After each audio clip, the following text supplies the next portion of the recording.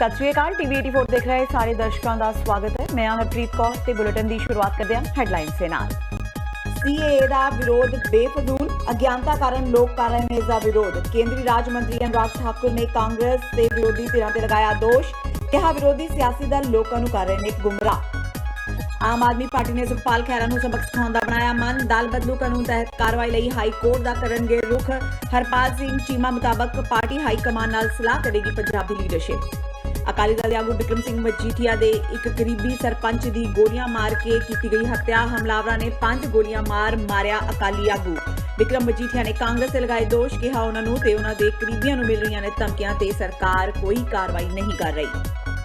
Captain सरकार दी नीतियां दा पंजाब कांग्रेस के साबका प्रधान ते मैंबर पार्लीमेंट शमशेर दूलो ने भी किया विरोध, कहा जे सरकार ने अपनी कारगुजारी ना सुधारी तो 2022 विच मुड़ सत्ता विच आउणा औखा। ते पूरी दुनिया विच दशमेश पिता श्री गुरु गोबिंद सिंह जी का प्रकाश पुरब बड़ी श्रद्धा ते उत्साह नाल मनाया गया। पटना साहिब विखे लखां दी तादाद विच श्रद्धालुओं ने की शिरकत। श्री हरमंदर साहिब समेत पंजाब के बाकी गुरुद्वारा साहिबां विच भी करवाए गए समागम। ते हुणे खबरां दा विस्तार। आज अमृतसर पुजे भाजपा आगू ते केंद्रीय राज्य मंत्री अनुराग ठाकुर ने सीएए ते एनसीआर का समर्थन किया।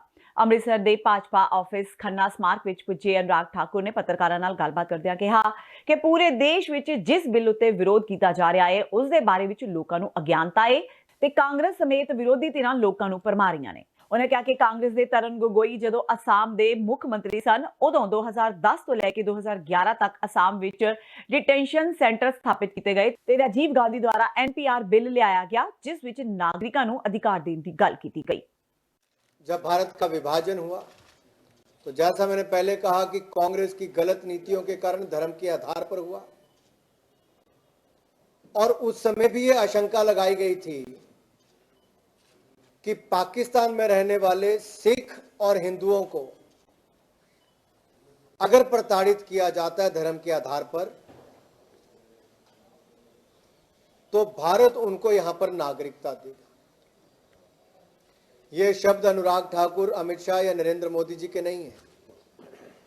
ये राष्ट्रपिता महात्मा गांधी जी ने उस समय कहा था कि अगर पाकिस्तान में अल्पसंख्यकों को यानी कि हिंदू, सिख, बौद्ध, ईसाई, जैन, पारसी इनको प्रताड़ित किया जाता है तो हिंदुस्तान खुली बाहों के साथ इन सबका स्वागत करेगा, नागरिकता देगा।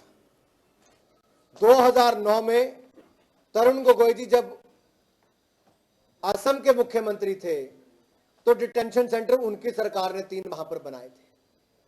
मनमोहन सिंह जी वहां के सांसद थे, राज्यसभा के, देश के प्रधानमंत्री थे। मनमोहन सिंह जी आज मोहनी बाबा क्यों बने हैं? क्यों मनमोहन सिंह आज मोहनी बाबा बने हैं?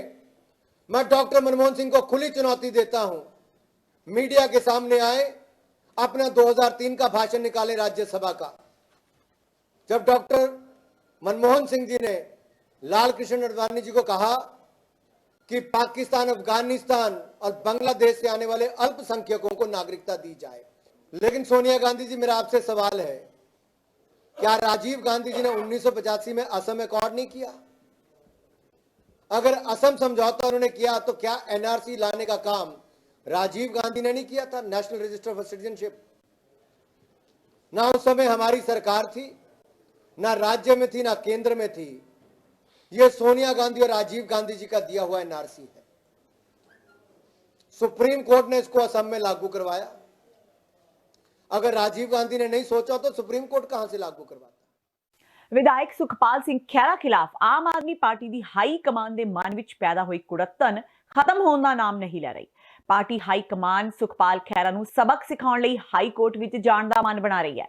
विरोधी धिर दे नेता हरपाल सिंह चीमा वालों खैरा खिलाफ दल बदलू कानून तहत दायर पटीशन पंजाब विधानसभा के स्पीकर कोल विचार अधीन है, जबकि खैरा ने अक्तूबर 2019 में अपना अस्तीफा वापस ले लिया सी। इस तरह पार्टी ने खैरा विरुद्ध हाईकोर्ट जाने का फैसला किया है। पार्टी हाईकमान कानूनी माहरां नाल सलाह कर रही है। चीमा का कहना है कि पार्टी जल्दी ही हाईकोर्ट वाल रुख करेगी। आम आदमी पार्टी के विरोधी धिर दे नेता हरपाल चीमा ने अकाली दल ते कांग्रेस ते वार करदिआं तिखे व्यंग कसे।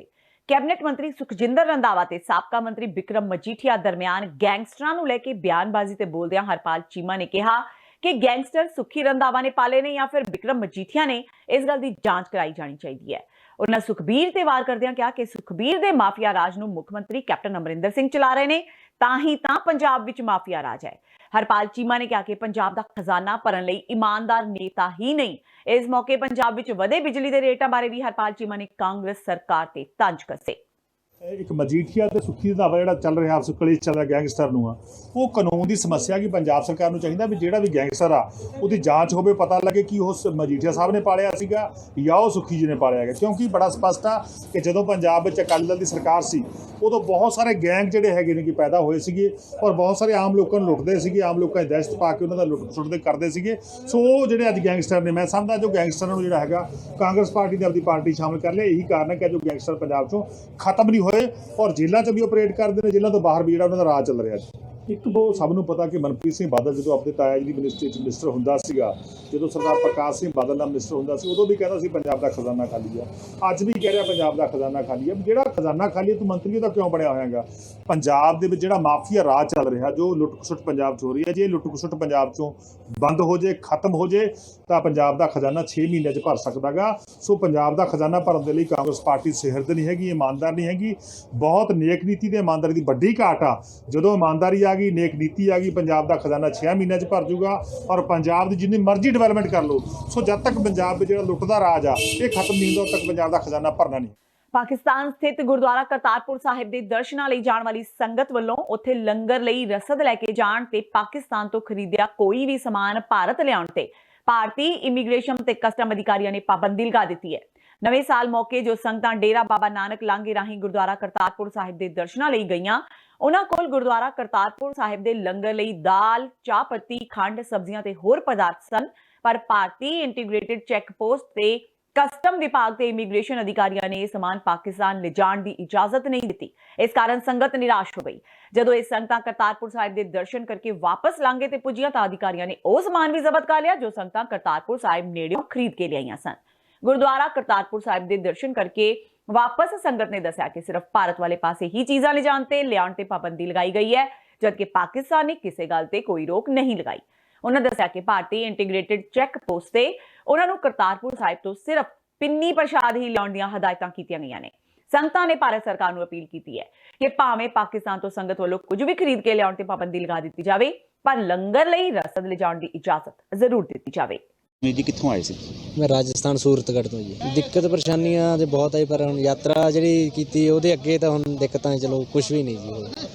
ਫਿਰ ਵੀ ਚਲੋ ਆਪਣੇ ਠੀਕ ਹੈ ਜੀ, ਸਰਕਾਰਾਂ ਨੇ ਜੋ ਕਰ ਰੱਖਿਆ ਜੀ, ਕਾਨੂੰਨ ਥੋੜ੍ਹੇ ਸਖਤ ਕਰ ਰੱਖੇ ਇੱਧਰ ਜੀ। ਉੱਧਰੋਂ ਹੁਣ ਚਲੋ ਗਏ ਆ ਜੀ, ਜਾਇਆ ਨਹੀਂ ਜਾਂਦਾ, ਵਾਰ-ਵਾਰ ਗਏ ਆ, ਥੋੜ੍ਹਾ ਬਹੁਤ ਲਿਆਉਣਾ ਚਾਹੁੰਦੇ, ਕੁਛ ਨਹੀਂ ਲਿਆਉਣ ਦਿੰਦੇ। ਬਸ ਪਹਿਲਾਂ ਤਾਂ ਇੱਧਰੋਂ ਲੈ ਕੇ ਜਾਣ ਵੀ ਦਿੰਦੇ ਸੀ, ਲੈ ਕੇ ਆਉਣ ਵੀ ਦਿੰਦੇ ਸੀ, ਹੁਣ ਕੋਈ ਦਿੱਕਤ ਪਰੇਸ਼ਾਨੀ ਕਿਸ ਤਰ੍ਹਾਂ? ਦਿੱਕਤ ਪਰੇਸ਼ਾਨੀ ਹੁਣ ਕਹਿੰਦੇ ਕਾਨੂੰਨ ਹੈ, ਬਸ ਜੀ ਕਿਆ ਕਰ ਸਕਦੇ ਹਾਂ ਅਸੀਂ। ਐਕਸਪੀਰੀਅੰਸ ਤਾਂ ਜੀ ਵਧੀਆ ਵੀ ਰਿਹਾ ਤੇ ਇੱਕ ਦੋ ਤਰ੍ਹਾਂ ਦੀਆਂ ਸਾਨੂੰ ਦਿੱਕਤਾਂ ਵੀ ਆਈਆਂ ਸੀ। ਇੱਧਰੋਂ ਉੱਧਰ ਲੰਗਰਾਂ 'ਚ ਕੋਈ ਆਪਦੀ ਸ਼ਰਧਾ ਨਾਲ ਸਮਾਨ ਪਾਉਣਾ ਚਾਹੁੰਦੇ ਸੀਗੇ, ਰਸਤਾ ਲਾ ਲਓ ਵੀ ਉਹ ਨਹੀਂ ਸਾਨੂੰ ਲਿਜਾਣ ਦਿੱਤੀਆਂ ਗਈਆਂ। ਤੇ ਉੱਧਰਲੀ ਸਾਈਡ ਤੋਂ ਅਸੀਂ ਇੱਧਰ ਕੋਈ ਆਪਣੇ ਦਾਦਿਆਂ ਵਾਸਤੇ ਲਾ ਲਓ, ਬਜ਼ੁਰਗਾਂ ਵਾਸਤੇ ਕੋਈ ਨਿਸ਼ਾਨੀ ਲੈ ਕੇ ਜਾਣੀ ਸੀਗੀ, ਜਿਹੜੀ ਸਾਨੂੰ ਉਹ ਨਹੀਂ ਲਿਆਉਣ ਦਿੱਤੀ ਗਈ। ਸਰ ਇਹ ਕੁਛ ਪਾਬੰਦੀਆਂ ਦੀਆਂ ਜਿਹੜੀਆਂ ਦਿੱਕਤਾਂ ਨੇ, ਇਹ ਪਾਬੰਦੀਆਂ ਦੂਰ ਕੀਤੀਆਂ ਜਾਣ। ਅਸੀਂ ਇਹ ਸਰਕਾਰ ਨੂੰ ਅਪੀਲ ਕਰਦੇ ਹਾਂ ਵੀ ਸ਼ਰਧਾਲੂਆਂ ਵਾਸਤੇ ਜਿਹੜੀਆਂ ਇਹ ਪਾਬੰਦੀਆਂ ਨੇ ਇਹ ਹਟਾਈਆਂ ਜਾਣ। ਅੱਗੇ ਤੋਂ ਇਹ ਅਸੀਂ ਆਸ ਕਰਦੇ ਹਾਂਗੇ। ਅਸੀਂ ਨਵੇਂ ਸਾਲ ਦਾ ਸੋਚ ਕੇ ਆਏ ਸੀ ਵੀ ਬਹੁਤ ਵਧੀਆ ਮਨਾਵਾਂਗੇ, ਵੈਸੇ ਵਧੀਆ ਵੀ ਰਿਹਾ, ਕੋਈ ਦਿੱਕਤ ਨਹੀਂ ਸੀ। ਇਹ ਜਿਹੜੀਆਂ ਮੁਸ਼ਕਲਾਂ ਨੇ ਇਹ ਸਾਡੀਆਂ ਹੱਲ ਕੀਤੀਆਂ ਜਾਣ, ਇਹ ਸਾਡੀ ਬੇਨਤੀ ਹੈ ਸਰਕਾਰ ਨੂੰ। ਦਸ਼ਮੇਸ਼ ਪਿਤਾ ਦੇ ਪਾਵਨ ਜਨਮ ਸਥਾਨ ਤਖਤ ਸ੍ਰੀ ਹਰਮੰਦਰ ਜੀ ਪਟਨਾ ਸਾਹਿਬ ਵਿਖੇ ਸ੍ਰੀ ਗੁਰੂ ਗੋਬਿੰਦ ਸਿੰਘ ਜੀ ਦਾ ਪ੍ਰਕਾਸ਼ ਪੁਰਬ ਸ਼ਰਧਾ ਭਾਵਨਾ ਨਾਲ ਮਨਾਇਆ ਗਿਆ। ਇਸ ਮੌਕੇ ਪਟਨਾ ਦੀ ਧਰਤੀ ਸ਼ਰਧਾ ਦੇ ਰੰਗ ਵਿੱਚ ਰੰਗੀ ਨਜ਼ਰ ਆਈ। ਅੱਜ ਸਵੇਰ ਤੋਂ ਹੀ ਲੰਮੀਆਂ ਕਤਾਰਾਂ ਵਿੱਚ ਸੰਗਤਾਂ ਆਪਣੀ ਵਾਰੀ ਦੀ ਉਡੀਕ ਕਰਦੀਆਂ ਗੁਰੂ ਦਰਬਾਰ ਵਿੱਚ ਨਤਮਸਤਕ ਹੋ ਰਹੀਆਂ ਸਨ। ਪੰਜਾਬ ਤੋਂ ਇਲਾਵਾ ਬਿਹਾਰ ਦੇ ਲੋਕ ਵੀ ਆਪਣੀ ਹਾਜ਼ਰੀ ਲਗਵਾਉਣ ਲਈ ਵੱਡੀ ਗਿਣਤੀ ਵਿੱਚ ਪਹੁੰਚੇ। ਪਿਛਲੇ 3 ਦਿਨਾਂ ਤੋਂ ਤਖਤ ਸਾਹਿਬ ਵਿਖੇ ਨਿਰੰਤਰ ਗੁਰਬਾਣੀ ਪ੍ਰਵਾਹ ਚੱਲ ਰਿਹਾ ਸੀ। ਅੱਜ ਗੁਰੂ ਸਾਹਿਬ ਦੇ ਪ੍ਰਕਾਸ਼ ਪੁਰਬ ਮੌਕੇ ਪੰਥ ਦੀਆਂ ਸਿਰਮੌਰ ਜਥੇਬੰਦੀਆਂ, ਸਿੰਘ ਸਾਹਿਬਾਨ, ਨਿਹੰਗ ਸਿੰਘ ਦਲਾਂ ਦੇ ਮੁਖੀ ਉਚੇਚੇ ਤੌਰ ਤੇ ਪਹੁੰਚੇ। ਸ਼੍ਰੀ ਦਰਬਾਰ ਸਾਹਿਬ ਵਿਖੇ ਦਸਮ ਪਿਤਾ ਸ਼੍ਰੀ ਗੁਰੂ ਗੋਬਿੰਦ ਸਿੰਘ ਜੀ ਦਾ ਪ੍ਰਕਾਸ਼ ਪੁਰਬ ਬੜੀ ਸ਼ਰਧਾ ਤੇ ਉਤਸ਼ਾਹ ਨਾਲ ਮਨਾਇਆ ਗਿਆ। ਇਸ ਮੌਕੇ ਵੱਡੀ ਗਿਣਤੀ ਵਿੱਚ ਸੰਗਤਾਂ ਸ਼੍ਰੀ ਦਰਬਾਰ ਸਾਹਿਬ ਨਤਮਸਤਕ ਹੋਣ ਲਈ ਪੁੱਜੀਆਂ। ਇਸ ਦੌਰਾਨ ਸੱਚਖੰਡ ਸ਼੍ਰੀ ਹਰਮੰਦਰ ਸਾਹਿਬ ਵਿੱਚ ਅਲੌਕਿਕ ਜਲੌ ਵੀ ਸਜਾਏ ਗਏ, ਜਿਸ ਵਿੱਚ ਹੀਰੇ, ਮੋਤੀ, ਜਵਾਹਰਾਤ ਤੇ ਸੋਨੇ ਦਾ ਸਮਾਨ ਸੰਗਤਾਂ ਦੇ ਦਰਸ਼ਨਾਂ ਲਈ ਰੱਖਿਆ ਗਿਆ। ਵੱਡੀ ਗਿਣਤੀ ਵਿੱਚ ਪਹੁੰਚੀਆਂ ਸੰਗਤਾਂ ਨੇ ਪਵਿੱਤਰ ਸਰੋਵਰ ਵਿੱਚ ਇਸ਼ਨਾਨ ਕੀਤਾ ਤੇ ਫਿਰ ਗੁਰੂ ਮਹਾਰਾਜ ਦੇ ਚਰਨਾਂ ਵਿੱਚ ਹਾਜ਼ਰੀ ਲਗਵਾ ਸਰਬੱਤ ਦੇ ਭਲੇ ਦੀ ਅਰਦਾਸ ਕੀਤੀ। ਕੜਾਕੇ ਦੀ ਠੰਡ ਦੇ ਬਾਵਜੂਦ ਸੰਗਤਾਂ ਵਿੱਚ ਭਾਰੀ ਉਤਸ਼ਾਹ ਨਜ਼ਰ ਆਇਆ।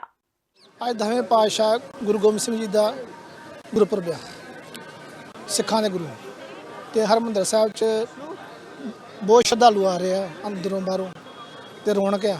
ਤੇ ਇੱਥੇ ਜਲੋ ਵੀ ਲਾਇਆ ਜਾਂਦਾ ਵਾ, ਤੇ ਉਹਦੇ ਵਿੱਚ ਸੋਨੇ ਦੇ ਬਾਟੇ, ਚਾਂਦੀ ਦੇ ਕਈਆਂ, ਦਰਵਾਜ਼ੇ ਵੀ ਨਾਲ, ਮੋਰ ਵੀ ਹੁੰਦਾ, ਛਤਰ ਵੀ, ਤੇ ਸੰਗਤਾਂ ਨਾਲੇ ਨਵਾਂ ਸਾਲ ਵੀ ਆ, ਖੁਸ਼ੀਆਂ ਮਨਾ ਰਹੀਆਂ। ਨਵਾਂ ਸਾਲ ਖਾਲਸੇ ਵਾਸਤੇ ਰੋਜ਼ ਹੀ ਹੁੰਦਾ ਵਾ, ਤੇ ਉਹ ਗੁਰੂ ਘਰ ਨਾਲ ਜੁੜ ਕੇ ਖੁਸ਼ੀਆਂ ਲੈ ਰਹੇ ਆ ਜਿਹੜੇ ਵੀ ਸੰਗਤ ਆ ਰਹੀ ਆ। ਤੇ ਹੋਰ ਜਿਹੜਾ ਇੱਥੇ ਆਣ ਕੇ ਦਰਸ਼ਨ ਕਰਦਾ ਵਾ, ਜੋ ਮੰਗਦਾ ਵਾ ਮਾਰੇ ਕੋਲ ਸੱਚੇ ਮਨ ਨਾਲ ਮਿਲਦਾ ਵਾ। ਸੇਵਾ ਕਰੋ, ਸਿਮਰਨ ਕਰੋ, ਆਪਣਾ ਜਨਮ ਸਫਲਾ ਕਰੋ। ਤੇ ਹੋਰ ਜਿਹੜੇ ਤੁਹਾਡੇ ਮਨ 'ਚ ਦਇਆ ਵਾ, ਆਪਣੀ ਦਇਆ ਦੇ ਨਾਲ ਕਿਸੇ ਨੂੰ ਦਾਨ ਪੁੰਨ ਵੀ ਕਰ ਸਕਦੇ ਜੀ। ਤੇ ਸਭ ਤੋਂ ਵੱਡਾ ਤੇ ਨਾਮ ਜਪਣਾ ਜੀ ਦਾ ਮਾਏ ਦਾ, ਤੇ ਪਰਮਾਤਮਾ ਨਾਲ ਜੁੜੇ ਰਹੋ, ਕਿਸੇ ਧਰਮ 'ਚ ਵੀ ਭਾਵੇਂ ਹੋ। ਤੇ ਜਿਹੜਾ ਹਰਿਮੰਦਰ ਸਾਹਿਬ ਹੈ, ਇੱਥੇ 4 ਦਰਵਾਜ਼ੇ ਆ। ਇਹਦਾ ਮਤਲਬ ਇਹੋ ਹੈਗਾ ਵਾ ਵੀ ਜਿਹੜਾ ਮਰਜ਼ੀ ਆ ਸਕਦਾ ਵਾ। ਤੇ ਹੁਣ ਵੇਲਾ ਹੋ ਗਿਆ ਬ੍ਰੇਕ ਦਾ। ਬਾਕੀ ਦੀਆਂ ਖਬਰਾਂ ਇਸ ਬ੍ਰੇਕ ਤੋਂ ਬਾਅਦ।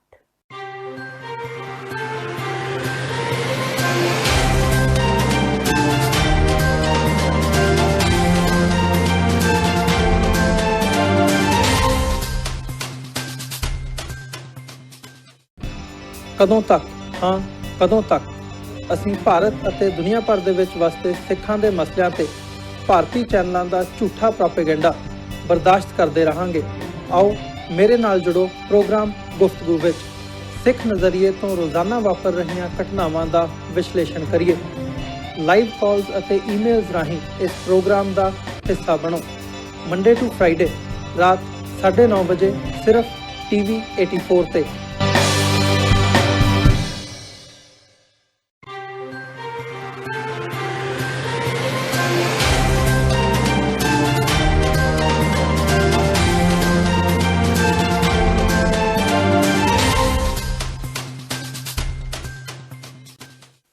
ਬ੍ਰੇਕ ਤੋਂ ਬਾਅਦ TV 84 ਦੇ ਖਬਰਾਂ ਦੇ ਬੁਲੇਟਿਨ ਵਿੱਚ ਸਵਾਗਤ ਹੈ। ਵਧਦੇ ਹਾਂ ਅਗਲੀ ਖਬਰ ਵੱਲ।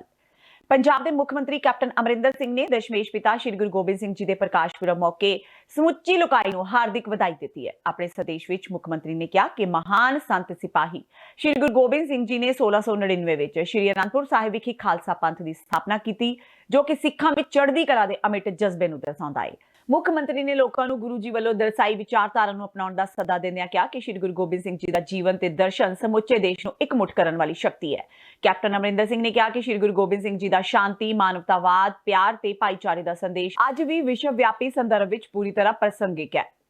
ਕੈਬਨਿਟ ਮੰਤਰੀ ਸੁਖਜਿੰਦਰ ਸਿੰਘ ਰੰਧਾਵਾ ਦੀ ਵਾਇਰਲ ਵੀਡੀਓ ਦਾ ਮਾਮਲਾ ਗਰਮਾਉਂਦਾ ਜਾ ਰਿਹਾ ਹੈ। ਇਸ ਮਾਮਲੇ ਵਿੱਚ ਸਖਤ ਸਟੈਂਡ ਲੈਂਦਿਆਂ ਅਕਾਲੀ ਦਲ ਤੇ ਗੁਰਦੁਆਰਾ ਪ੍ਰਬੰਧਕ ਕਮੇਟੀ ਦੇ ਮੈਂਬਰਾਂ ਨੇ ਮੰਤਰੀ ਰੰਧਾਵਾ ਖਿਲਾਫ ਮੋਰਚਾ ਖੋਲ੍ਹ ਦਿੱਤਾ ਹੈ। ਅਕਾਲੀ ਦਲ ਦੇ ਆਗੂਆਂ ਨੇ ਸੁਖਜਿੰਦਰ ਰੰਧਾਵਾ ਖਿਲਾਫ ਧਾਰਮਿਕ ਭਾਵਨਾਵਾਂ ਨੂੰ ਠੇਸ ਪਹੁੰਚਾਉਣ ਨੂੰ ਲੈ ਕੇ ਬਟਾਲਾ ਪੁਲਿਸ ਥਾਣੇ ਵਿੱਚ ਸ਼ਿਕਾਇਤ ਦਰਜ ਕਰਵਾਈ ਹੈ। ਉਹਨਾਂ ਮੰਤਰੀ ਰੰਧਾਵਾ ਖਿਲਾਫ ਕਾਨੂੰਨੀ ਕਾਰਵਾਈ ਦੀ ਮੰਗ ਕੀਤੀ ਹੈ। ਇਸ ਸੰਬੰਧੀ ਬੋਲਦਿਆਂ ਅਕਾਲੀ ਆਗੂਆਂ ਨੇ ਕਿਹਾ ਕਿ ਉਹ ਇਹ ਮਾਮਲਾ ਸਿੰਘ ਸਾਹਿਬ ਕੋਲ ਵੀ ਚੁੱਕਣਗੇ। ਪਿਛਲੇ ਦਿਨਾਂ ਤੋਂ ਕਾਫੀ ਆਪਾਂ ਨਿਊਜ਼ ਚੈਨਲਾਂ ਤੇ ਵੀ ਤੁਸੀਂ ਦੇਖਿਆ ਹੋਣਾ ਹੈ ਕਿ ਸਾਡੇ ਇਸ ਜ਼ਿਲ੍ਹੇ ਦਾ ਇੱਕ ਮੰਤਰੀ ਹੈ ਸੁਖੀ ਰੰਧਾਵਾ, ਉਹਨੇ ਗੁਰੂ ਨਾਨਕ ਪਾਤਸ਼ਾਹ ਜੀ ਦੀ ਫੋਟੋ ਦੇ ਨਾਲ ਜੋ ਬੇਅਦਬੀ ਕੀਤੀ ਹੈ, ਇੱਕ ਇਨਸਾਨ ਦੀ ਤੁਲਨਾ ਕੀਤੀ ਹੈ। ਉਹਦੇ ਵਿਰੋਧ ਵਿੱਚ ਅਸੀਂ ਅੱਜ ਸਾਰੇ ਜਾਣੇ SSP ਸਾਹਿਬ ਨੂੰ ਦਰਖਾਸਤ ਦੇਣ ਵਾਸਤੇ ਆਏ ਸੀਗੇ, ਕਿਉਂਕਿ ਇੱਕ ਪਾਸੇ ਅਸੀਂ ਗੁਰੂ ਨਾਨਕ ਪਾਤਸ਼ਾਹ ਜੀ ਦਾ ਜਨਮ ਦਿਹਾੜਾ ਮਨਾ ਰਹੇ ਹਾਂ ਬੜੇ ਧੂਮ-ਧਾਮ ਦੇ ਨਾਲ ਪੂਰਾ ਸਾਲ, ਤੇ ਦੂਜੇ ਪਾਸੇ ਇਦਾਂ ਦੇ ਵਜ਼ੀਰ ਸਾਡੀਆਂ ਭਾਵਨਾਵਾਂ ਦੇ ਨਾਲ ਖਿਲਵਾੜ ਕਰਨਗੇ। ਅਸੀਂ SSP ਸਾਹਿਬ ਨੂੰ ਮੰਗ ਕੀਤੀ ਹੈ ਕਿ ਉਹਨਾਂ ਦੇ ਖਿਲਾਫ ਬਣਦੀ ਕਾਨੂੰਨੀ ਕਾਰਵਾਈ ਕੀਤੀ ਜਾਵੇ। ਇਸ ਤੋਂ ਬਾਅਦ ਅਸੀਂ ਸਿੰਘ ਸਾਹਿਬ ਕੋ ਵੀ ਜਾਵਾਂਗੇ, ਉਹਨਾਂ ਨੂੰ ਵੀ ਕਵਾਂਗੇ ਕਿ ਜਿਨ੍ਹਾਂ ਦੀਆਂ ਸਾਡੀਆਂ ਭਾਵਨਾਵਾਂ ਨੂੰ ਠੇਸ ਪਹੁੰਚੀ ਹੈ ਉਹ ਇਸ ਦੇ ਖਿਲਾਫ ਜ਼ਰੂਰ ਕਾਰਵਾਈ ਕਰਨ। ਪੰਜਾਬ ਦੀ ਕੈਪਟਨ ਸਰਕਾਰ ਵੱਲੋਂ ਪੰਚਾਇਤੀ ਜ਼ਮੀਨਾਂ ਤੇ ਉਦਯੋਗ ਲਗਾਉਣ ਦੇ ਸਰਕਾਰੀ ਐਲਾਨ ਤੋਂ ਬਾਅਦ ਲੋਕਾਂ ਵਿੱਚ ਭਾਰੀ ਰੋਸ ਹੈ ਤੇ ਜੇਕਰ ਇਹ ਫੈਸਲਾ ਪੰਜਾਬ ਸਰਕਾਰ ਨੇ ਵਾਪਸ ਨਾ ਲਿਆ ਤਾਂ ਇਹ ਰੋਸ ਹੋਰ ਵਧੇਗਾ। ਇਹ ਫੈਸਲਾ ਕੈਪਟਨ ਸਰਕਾਰ ਨੂੰ ਵਾਪਸ ਲੈਣਾ ਚਾਹੀਦਾ ਹੈ। ਇਹ ਕਹਿਣਾ ਹੈ ਪੰਜਾਬ ਕਾਂਗਰਸ ਦੇ ਸਾਬਕਾ ਪ੍ਰਧਾਨ ਤੇ ਮੈਂਬਰ ਪਾਰਲੀਮੈਂਟ ਸ਼ਮਸ਼ੇਰ ਦੁੱਲੋ ਦਾ। ਉਹ ਅੱਜ ਜ਼ਿਲ੍ਹਾ ਫਤਿਹਗੜ੍ਹ ਸਾਹਿਬ ਵਿਖੇ ਪੈਂਦੇ ਡੇਰਾ ਹੰਸਾਲੀ ਵਿਖੇ ਮੱਥਾ ਟੇਕਣ ਲਈ ਪਹੁੰਚੇ। ਉਹਨਾਂ ਅੱਗੇ ਕਿਹਾ ਕਿ ਅੱਜ ਪੰਜਾਬ ਦੇ ਕਈ ਰਾਜਨੀਤਿਕ ਲੋਕ ਤੇ ਅਫਸਰਸ਼ਾਹੀ ਪਿੰਡ ਦੀਆਂ ਸ਼ਾਮਲਾਟ ਜ਼ਮੀਨਾਂ ਨੂੰ ਖੁਰਦ-ਬੁਰਦ ਕਰਨ ਵਿੱਚ ਲੱਗੇ ਹੋਏ ਨੇ, ਜਿਸ ਕਾਰਨ ਪਿੰਡਾਂ ਕੋਲ ਆਮਦਨ ਦਾ ਕੋਈ ਸਾਧਨ ਨਹੀਂ ਰਿਹਾ। ਇਸੇ ਕਾਰਨ ਪਿੰਡਾਂ ਦੇ ਵਿਕਾਸ ਰੁਕੇ ਪਏ ਨੇ। ਹੁਣ ਜਿਹੜੀ ਨਵੀਂ ਇੱਕ ਅਖਬਾਰ 'ਚ ਖਬਰ ਆਈ ਹੈ ਕਿ ਇੰਡਸਟਰੀ ਨੂੰ ਪ੍ਰੋਤਸਾਹਿਤ ਕਰਨ ਲਈ ਪੰਜਾਬ 'ਚ ਇੰਡਸਟਰੀ ਨਵੀਂ ਲਾਉਣ ਲਈ ਜ਼ਮੀਨਾਂ ਪੰਚਾਇਤ ਦੀਆਂ ਉਹਨਾਂ ਨੂੰ ਮੁਫਤ ਦੇਣੀਆਂ ਨੇ, ਸਸਤੇ ਭਾਅ 'ਤੇ। ਔਰ ਮੈਂ ਚੀਫ ਮਿਨਿਸਟਰ ਸਾਹਿਬ ਨੂੰ ਬੇਨਤੀ ਵੀ ਕਰਾਂਗਾ ਔਰ ਲੈਟਰ ਵੀ ਲਿਖਾਂਗਾ ਕਿ ਬਜਾਏ ਨਵੀਂ ਇੰਡਸਟਰੀ ਜਿਹੜੀ ਲਿਆਉਣ ਦੀਆਂ ਗੱਲਾਂ ਕਰ, ਜਿਹੜੀ ਪੁਰਾਣੀਆਂ ਨੂੰ ਇਹ ਸਾਂਭ ਲਓ। ਆ ਗੋਬਿੰਦਗੜ੍ਹ ਸਾਡੇ ਲਵੇ ਹੈ, ਖੰਨਾ ਲਵੇ ਹੈ, ਸਾਰੇ ਪੰਜਾਬ ਦੇ ਵਿੱਚ ਲੁਧਿਆਣਾ ਸਾਈਕਲ ਪਾਰਟ, ਹੌਜ਼ਰੀ, ਅੱਜ ਕਈ ਯੂਨਿਟ ਬੰਦ ਹੋ ਗਏ, ਰੋਲਿੰਗ ਮਿਲਾਂ ਪੱਟੀਆਂ ਗਈਆਂ, ਫਰਨਸਾਂ ਪੱਟੀਆਂ ਗਈਆਂ, ਹੋਰ ਇੰਡਸਟਰੀ ਡਿਮੋਨੇਟਾਈਜੇਸ਼ਨ ਦਾ ਬੜਾ ਅਸਰ ਪਿਆ, ਵਪਾਰ ਫੇਲ ਹੋ ਚੁੱਕਿਆ। ਵੀ ਬਜਾਏ ਨਵੇਂ ਬੰਦਿਆਂ ਨੂੰ ਇੱਥੇ ਲਿਆਉਣ ਦੀ ਬਜਾਏ ਤੇ ਇੱਥੇ ਦੀ ਜਿਹੜੀ ਮੌਜੂਦਾ ਇੰਡਸਟਰੀ ਆ ਉਹਨੂੰ ਇਹ ਸਾਂਭ ਲਓ। ਉਹੀ ਪ੍ਰਸ਼ਾਸਨ, ਜੇ ਗੌਰਮੈਂਟ ਹੈਲਪ ਕਰਨਾ ਚਾਹੁੰਦੀ ਹੈ ਤਾਂ ਜਿਹੜੀ ਬੰਦ ਪਈ ਇੰਡਸਟਰੀ ਆ ਉਹਨੂੰ ਚਲਾਵੇ, ਉਹਨਾਂ ਨੂੰ ਸਬਸਿਡੀਆਂ ਦੇਣ, ਉਹਨਾਂ ਨੂੰ ਪ੍ਰੋਤਸਾਹਨ ਦੇਣ, ਉਹਨਾਂ ਨੂੰ ਹੈਲਪ ਕਰਨ। ਇਹ ਮੇਰੀ ਗੁਜ਼ਾਰਿਸ਼ ਹੈ ਕਿ ਇਹ ਇੱਕ ਬਹੁਤ ਲੋਕ ਵਿਰੋਧੀ ਦਾ ਸਟੈਪ ਹੈ ਔਰ ਲੋਕਾਂ 'ਚ ਇਸ ਗੱਲ ਦਾ ਬੜਾ ਰੋਸ ਹੈ। ਜੇ ਇਹੋ ਜਿਹਾ ਕੰਮ ਕੀਤਾ ਤਾਂ ਲੋਕ ਸੜਕਾਂ 'ਤੇ ਆ ਸਕਦੇ। ਪੰਜਾਬ ਵਿੱਚ ਹੱਤਿਆ ਦੀ ਇੱਕ ਸਨਸਨੀਖੇਜ਼ ਘਟਨਾ ਨੂੰ ਅੰਜਾਮ ਦਿੱਤਾ ਗਿਆ। ਹਮਲਾਵਰਾਂ ਨੇ ਸੂਬੇ ਦੇ ਸਾਬਕਾ ਮੰਤਰੀ ਤੇ ਅਕਾਲੀ ਦਲ ਦੇ ਆਗੂ ਬਿਕਰਮ ਸਿੰਘ ਮਜੀਠੀਆ ਦੇ ਇੱਕ ਕਰੀਬੀ ਤੇ ਤਾਬੜਤੋੜ ਗੋਲੀਆਂ ਨਾਲ ਹਮਲਾ ਕੀਤਾ। ਹਮਲੇ ਵਿੱਚ ਉਸ ਦੀ ਮੌਕੇ ਤੇ ਹੀ ਮੌਤ ਹੋ ਗਈ। ਮ੍ਰਿਤਕ ਦੀ ਪਛਾਣ ਬਾਬਾ ਗੁਰਦੀਪ ਸਿੰਘ ਦੇ ਤੌਰ ਤੇ ਹੋਈ ਹੈ। ਉਹ ਮਜੀਠੀਆ ਵਿਧਾਨ ਸਭਾ ਖੇਤਰ ਦੇ ਆਉਣ ਵਾਲੇ ਉਮਰਪੁਰ ਪਿੰਡ ਦੇ ਸਰਪੰਚ ਨੇ। ਪਿੰਡ ਦੇ ਸਰਪੰਚ ਦੀ ਖੁੱਲ੍ਹੇਆਮ ਹੱਤਿਆ ਨਾਲ ਸਥਾਨਕ ਲੋਕਾਂ ਦੇ ਨਾਲ ਪੁਲਿਸ ਪ੍ਰਸ਼ਾਸਨ ਵੀ ਹੈਰਾਨ ਹੈ। ਦੱਸਿਆ ਜਾ ਰਿਹਾ ਹੈ ਕਿ ਹਮਲਾਵਰਾਂ ਨੇ ਗੁਰਦੀਪ ਸਿੰਘ ਤੇ ਤਾਬੜਤੋੜ ਗੋਲੀਆਂ ਵਰਸਾਉਣੀਆਂ ਸ਼ੁਰੂ ਕਰ ਦਿੱਤੀਆਂ। ਉਹਨਾਂ ਨੂੰ 5 ਗੋਲੀਆਂ ਲੱਗੀਆਂ, ਜਿਸ ਨਾਲ ਉਹਨਾਂ ਦੀ ਮੌਕੇ ਤੇ ਹੀ ਮੌਤ ਹੋ ਗਈ। ਹਮਲਾਵਰਾਂ ਬਾਰੇ ਅਜੇ ਕੋਈ ਜਾਣਕਾਰੀ ਨਹੀਂ ਮਿਲ ਸਕੀ। ਇਸ ਬੇਰਹਿਮੀ ਨਾਲ ਕੀਤੀ ਗਈ ਹੱਤਿਆ ਵਿੱਚ ਅਜੇ ਤੱਕ ਕਿਸੇ ਦੀ ਵੀ ਗ੍ਰਿਫਤਾਰੀ ਨਹੀਂ ਹੋ ਸਕੀ। ਇਹਨਾਂ ਕੱਲ੍ਹ ਸ਼ਾਮ ਦੀ ਗੱਲ ਆ, 8 ਵਜੇ ਦੀ ਗੱਲ ਆ। ਚੰਦੀਤ ਕੌਰ ਨੇ ਸਾਨੂੰ ਆ ਕੇ ਬਾਜਵਾ ਹਸਪਤਾਲ ਕੇ ਬਿਆਨ ਲਿਖਾਇਆ ਵੀ ਜਿਹੜਾ ਮੇਰਾ ਜੇਠ ਹੈਗਾ ਸੀ, ਗੁਰਦੀਪ ਸਿੰਘ ਹੈਗਾ ਸੀ, ਤੇ ਇਹਨੂੰ ਜਦੋਂ ਪਿੰਡ ਗੁਰਦੁਆਰੇ ਤੋਂ ਬਾਹਰ ਆਇਆ ਤੇ ਇਹਨੂੰ 3 ਨੌਜਵਾਨ ਜਿਹੜੇ ਨੇ ਗੋਲੀਆਂ ਮਾਰ ਗਏ ਆ, ਤੇ ਜਿਨ੍ਹਾਂ ਨੂੰ ਇਹਨੇ ਬਾਜਵਾ ਹਸਪਤਾਲ ਲਿਆਂਦਾ ਤਾਂ ਜਿੱਥੇ ਉਹਦੀ ਬਾਹਰ ਹੀ ਮੌਤ ਹੋ ਗਈ ਹੈ ਜੀ। ਤੇ ਅੱਗੇ ਕੀ ਕਾਰਵਾਈ ਕੀਤੀ ਜਾ ਰਹੀ ਹੈ? ਜੱਜ ਇਹਨਾਂ ਦੇ ਦੋਸ਼ੀਆਂ ਦੇ ਖਿਲਾਫ ਪਰਚਾ 302 120 20 148 149 25 59 ਏ ਐਕਟ ਦਾ ਦਰਜ ਕਰਕੇ ਤਫਤੀਸ਼ ਅਮਲ ਵਿੱਚ ਲਿਆਂਦੀ ਜਾ ਰਹੀ ਹੈ। ਕਿਸ ਤਰ੍ਹਾਂ ਮਾਰਿਆ ਜੀ? 5 ਪਿਸਤੌਲ ਦੀਆਂ ਗੋਲੀਆਂ ਮਾਰੀ ਸੀ। ਕਿੰਨੀਆਂ ਗੋਲੀਆਂ ਲੱਗੀਆਂ ਸਰ ਉਹਦੇ ਗੋਲੀਆਂ ਲੱਗੀਆਂ ਜੀ 8 ਗੋਲੀਆਂ ਲੱਗੀਆਂ ਜੀ, ਤੇ 6 ਪੇਟ 'ਚ 2 ਮੂੰਹ ਤੇ ਲੱਗੇ ਜੀ। ਕਿਹਨਾਂ ਦੇ ਨਾਂ ਦੇ ਪਰਚਾ ਦਰਜ ਕੀਤਾ ਗਿਆ? ਇੱਕ ਹਰਮਨ ਸਿੰਘ ਆ ਤੇ ਉਹਦੇ ਇੱਕ ਫਾਦਰ ਆ ਤੇ 3 ਅਣਪਛਾਤੇ ਦੋਨ ਆ। ਫਾਦਰ ਦਾ ਕੀ ਨਾਮ ਹੈ? ਉਹਦਾ ਨਾਮ ਹਰਨਰਮਲ ਸਿੰਘ। ਤੇ ਇਹ ਕਾਰਨ ਕੀ ਹੈ ਜੀ ਬਣਿਆ? ਗੋਲੀਆਂ ਕਿਉਂ ਮਾਰੀਆਂ ਗਈਆਂ? ਰਾਜਨੀਤਿਕ ਰੰਜਿਸ਼ ਹੈ ਕੋਈ? ਇਹਦੇ ਬਾਰੇ ਕੋਈ ਜਾਣਕਾਰੀ ਸਾਹਮਣੇ ਨਹੀਂ ਆਈ, ਕੋਈ ਜੇ ਸਾਹਮਣੇ ਤਫਤੀਸ਼ ਲੈਂਦੀ ਹੋਈ। ਕਹਿਣਾ ਇਹ ਚਾਹੁੰਦੇ ਆ ਜੀ, ਪਹਿਲੇ ਸਾਡੇ ਜੀਠੇ ਸਾਹਿਬ ਮੰਤਰੀ ਸਾਹਿਬ ਨੇ ਜੀ, ਉਹਨਾਂ ਨੇ ਦੱਸਿਆ ਹੀ ਹੈ ਵੀ ਪੰਜਾਬ 'ਚ ਕੀ ਮਾਹੌਲ ਚੱਲ ਰਿਹਾ ਗੈਂਗਸਟਰਾਂ ਦਾ, ਜੋ ਪ੍ਰਸ਼ਾਸਨ ਦਾ ਫੇਲੀਅਰ ਹੈ।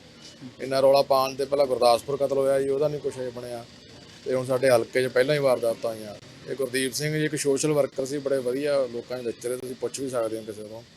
ਇਹੋ ਜਿਹੇ ਬੰਦੇ ਦਾ ਕਤਲ ਇੱਕ ਇਨਸਾਨੀਅਤ ਨੂੰ ਮਾਰਨ ਵਾਲੀ ਗੱਲ ਹੈ। ਉਧਰ ਸਾਬਕਾ ਮੰਤਰੀ ਬਿਕਰਮ ਸਿੰਘ ਮਜੀਠੀਆ ਨੇ ਸ਼ਰੇਆਮ ਕਾਂਗਰਸ ਦੇ ਗੰਭੀਰ ਦੋਸ਼ ਲਗਾਏ ਨੇ। ਮਜੀਠੀਆ ਨੇ ਇੱਕ ਪ੍ਰੈਸ ਕਾਨਫਰੰਸ ਦੌਰਾਨ ਕਿਹਾ ਕਿ ਗੁਰਦੀਪ ਸਿੰਘ ਦਾ ਕਤਲ ਕਾਂਗਰਸ ਦੀ ਸ਼ਹਿ ਤੇ ਕੀਤਾ ਗਿਆ ਹੈ। ਉਹਨਾਂ ਕਿਹਾ ਕਿ ਗੁਰਦੀਪ ਸਿੰਘ ਉਹਨਾਂ ਦੇ ਬੇਹੱਦ ਕਰੀਬੀ ਸਾਥੀਆਂ ਵਿੱਚੋਂ ਸੀ। ਮਜੀਠੀਆ ਨੇ ਕਿਹਾ ਕਿ ਉਹਨਾਂ ਨੇ ਐਸਐਸਪੀ ਨੂੰ ਇਸ ਬਾਰੇ ਸ਼ਿਕਾਇਤ ਕੀਤੀ ਕਿ ਉਹਨਾਂ ਦੇ 2-4 ਹੋਰ ਸਾਥੀਆਂ ਦਾ ਇਸੇ ਤਰ੍ਹਾਂ ਸਿਆਸੀ ਸ਼ਹਿ ਤੇ ਕਤਲ ਕਰਵਾਇਆ ਜਾ ਸਕਦਾ ਹੈ, ਪਰ ਉਹਨਾਂ ਦੀ ਸ਼ਿਕਾਇਤ ਨੂੰ ਹਲਕੇ ਵਿੱਚ ਲਿਆ ਜਾ ਰਿਹਾ ਹੈ। ਮਜੀਠੀਆ ਨੇ ਕਿਹਾ ਕਿ ਜਦੋਂ ਤੋਂ ਉਹਨਾਂ ਨੇ ਗੈਂਗਸਟਰਾਂ ਦੇ ਨੇਤਾਵਾਂ ਨਾਲ ਸਬੰਧਾਂ ਬਾਰੇ ਆਵਾਜ਼ ਚੁੱਕਣੀ ਸ਼ੁਰੂ ਕੀਤੀ ਹੈ, ਉਦੋਂ ਤੋਂ ਉਹਨਾਂ ਨੂੰ ਤੇ ਉਹਨਾਂ ਦੇ ਸਾਥੀਆਂ ਨੂੰ ਟਾਰਗੇਟ ਕੀਤਾ ਜਾ ਰਿਹਾ ਹੈ, ਕਿਉਂਕਿ ਉਹ ਸੱਚ ਦੀ ਲੜਾਈ ਵਿੱਚ ਆਪਣਾ ਯੋਗਦਾਨ ਪਾ ਰਹੇ ਨੇ। ਮਜੀਠੀਆ ਨੇ ਕਿਹਾ ਕਿ ਉਹਨਾਂ ਨੂੰ ਵੀ ਸ਼ਰੇਆਮ ਜਾਨੋਂ ਮਾਰਨ ਦੀਆਂ ਧਮਕੀਆਂ ਦਿੱਤੀਆਂ ਜਾ ਰਹੀਆਂ ਨੇ, ਪਰ ਉਹ ਆਰ-ਪਾਰ ਦੀ ਲੜਾਈ ਲੜਨ ਲਈ ਤਿਆਰ ਨਹੀਂ। ਦੱਸ ਦੇਈਏ ਕਿ ਸਰਪੰਚ ਬਾਬਾ ਗੁਰਦੀਪ ਸਿੰਘ ਜਦੋਂ ਗੁਰਦੁਆਰਾ ਸਾਹਿਬ ਤੋਂ ਘਰ ਵਾਪਸ ਪਰਤ ਰਹੇ ਸਨ ਤਾਂ ਹਮਲਾਵਰਾਂ ਨੇ 5 ਗੋਲੀਆਂ ਮਾਰ ਕੇ ਉਹਨਾਂ ਦਾ ਕਤਲ ਕਰ ਦਿੱਤਾ। ਜਿਨ੍ਹਾਂ ਨੂੰ ਸਤਿਕਾਰ ਨਾਲ ਅਸੀਂ ਬਾਬਾ ਗੁਰਦੀਪ ਸਿੰਘ ਜੀ ਕਹਿੰਦੇ ਸਾਂ, ਉਹਨਾਂ ਦੀ ਅੱਜ ਖਬਰ ਵੀ ਲੱਗੀ ਆ।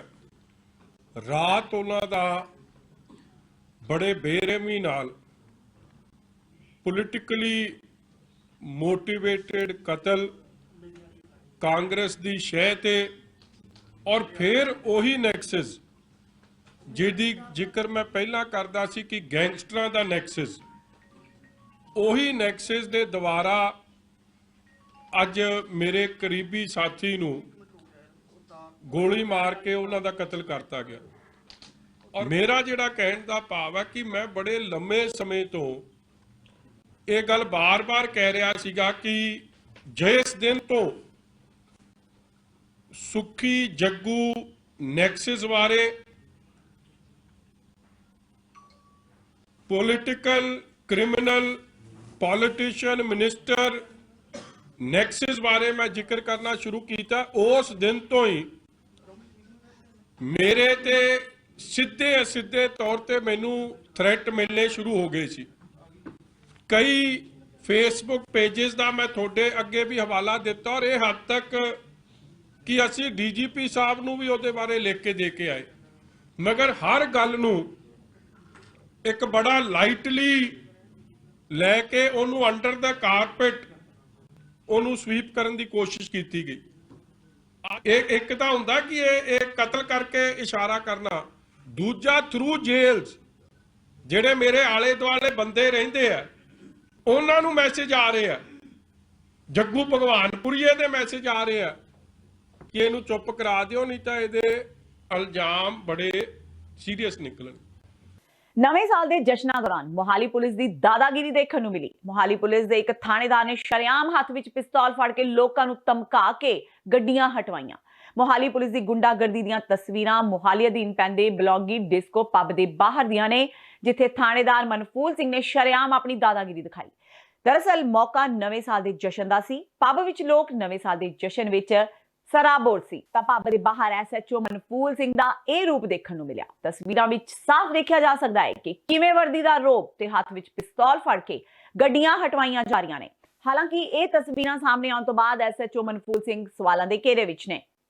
ਫਰੀਦਕੋਟ ਦੇ ਕਸਬਾ ਕੋਟਕਪੂਰਾ ਵਿੱਚ ਇੱਕ ਦਿਲ ਕੰਬਾਊ ਘਟਨਾ ਸਾਹਮਣੇ ਆਈ ਹੈ, ਜਿੱਥੇ ਇੱਕ ਸਹੁਰੇ ਦੀ ਆਪਣੀ ਨੂੰਹ ਨਾਲ ਮਾਮੂਲੀ ਬਹਿਸ ਹੋਣ ਤੋਂ ਬਾਅਦ ਉਸਨੇ ਨੂੰਹ ਨੂੰ 2 ਗੋਲੀਆਂ ਮਾਰੀਆਂ, ਜਿਸ ਨਾਲ ਨੂੰਹ ਦੀ ਮੌਕੇ ਤੇ ਹੀ ਮੌਤ ਹੋ ਗਈ। ਦੱਸ ਦਈਏ ਕਿ 42 ਸਾਲਾ ਨੀਲਮ ਕੁਮਾਰੀ ਤੋਂ ਉਸਦੇ ਸਹੁਰੇ ਨੇ ਸਵੇਰੇ ਨਾਸ਼ਤਾ ਮੰਗਿਆ, ਪਰ ਨਾਸ਼ਤਾ ਠੰਡਾ ਹੋਣ ਤੇ ਲਿਆਉਣ ਵਿੱਚ ਥੋੜੀ ਦੇਰ ਹੋ ਗਈ ਤਾਂ ਗੁੱਸੇ ਵਿੱਚ ਸਹੁਰੇ ਨੇ ਆਪਣੀ ਲਾਇਸੈਂਸੀ ਰਾਈਫਲ ਨਾਲ ਨੂੰਹ ਤੇ 2 ਫਾਇਰ ਕਰ ਦਿੱਤੇ ਤੇ ਉਹ ਜ਼ਖਮੀ ਹੋ ਗਈ। ਗਵਾਂਢੀਆਂ ਨੇ ਉਸ ਨੂੰ ਹਸਪਤਾਲ ਲਿਜਾਉਣ ਦੀ ਕੋਸ਼ਿਸ਼ ਕੀਤੀ, ਪਰ ਉਸਨੇ ਪਹਿਲਾਂ ਹੀ ਦਮ ਤੋੜ ਦਿੱਤਾ। ਮ੍ਰਿਤਕਾ ਦਾ ਪਤੀ ਮਨੀਸ਼ ਅਪਾਹਜ ਹਾਲਤ ਵਿੱਚ ਹੈ। ਕਾਫੀ ਸਮਾਂ ਪਹਿਲਾਂ ਕੁਝ ਲੋਕਾਂ ਨੇ ਉਸਦੀ ਬੁਰੀ ਤਰ੍ਹਾਂ ਕੁੱਟਮਾਰ ਕੀਤੀ ਸੀ। ਇਸ ਤੋਂ ਬਾਅਦ ਉਹ ਨਕਾਰਾ ਹਾਲਤ ਵਿੱਚ ਹੈ। ਫਿਲਹਾਲ ਮੌਕੇ ਤੇ ਪੁੱਜੀ ਪੁਲਿਸ ਨੇ ਲਾਸ਼ ਨੂੰ ਪੋਸਟਮਾਰਟਮ ਲਈ ਭੇਜ ਕੇ ਅਗਲੀ ਕਾਰਵਾਈ ਸ਼ੁਰੂ ਕਰ ਦਿੱਤੀ ਹੈ। ਇਹ ਜੀ ਅੱਜ ਪਹਿਲਾਂ ਮੇਰਾ ਸਿਸਟਰ ਇੱਥੇ ਕੋਟਕਪੂਰੇ ਵਿਆਹੀ ਹੈ ਜੀ, ਹਰੀਨੋ ਰੋਡ ਤੇ।